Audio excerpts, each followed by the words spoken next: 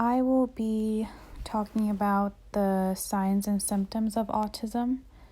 So the first three are all a little bit similar in that it focuses on the fact that people with autism spectrum disorder have a hard time maintaining eye contact. They also have trouble relating to others or just don't have an interest in other people at all. They have trouble understanding other people's feelings or talking to them. So if you try and talk to someone who has autism, they might, seem a little bit standoffish, and that's only because they just don't know how to interact with you. People with ASD generally do not like to be held or cuddled, and if they do like this, they will only want it to be done on their own terms or when they want it. So they will tell you when they want to be cuddled or hugged or any of this. They appear to be unaware when people talk to them, but respond to other sounds. And this is because they are very hypersensitive to their environment, which is why often if you are working with someone who has autism, you'll notice that the room is really dim, and this is because they are very sensitive to light and sound. People with autism might repeat or echo words or phrases that are said to them, and they might repeat words or phrases in place of normal language. Next, we will be talking about controversies in autism. So the number of individuals diagnosed with autism increases every year, and unfortunately, the reason behind this is still unclear. I just want to reiterate that vaccines do not cause autism. Individuals have jumped on this bandwagon of not wanting to vaccinate their children because of a study that was done years ago by Dr. Andrew Wakefield.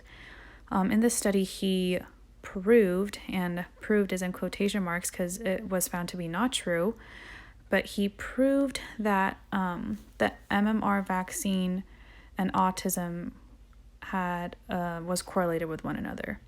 It was later found that this study was not accurate, and that the study that was published in The Lancet in 1998 was actually retracted. Mr. Wakefield actually ended up having his medical license revoked for falsifying information and, causing a panic among society. I will now focus on autism research. So the first point focuses on a study that was done on 48 children who all have ASD. These children were treated with high doses of folinic acid over a 12-week period. The results actually showed that these children receiving the medication showed great improvement in their verbal communication skills compared to the children who only received the placebo. In the study that I read, I don't know how many children actually received the placebo, but I do know that there were a certain number of children among the 48 who received the placebo, and these children did not show any improvements in their verbal communication skills.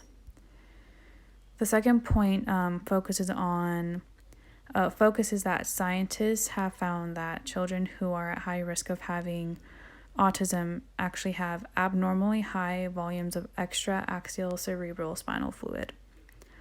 Scientists now believe that measuring this level of CSF in children between the ages of 6 to 24 months can predict whether the individual has the disorder or not.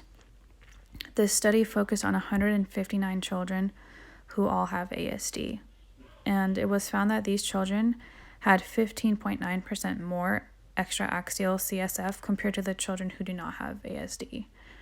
Unfortunately, this study does not offer a cure, but it may become the leading way to diagnose an individual with ASD.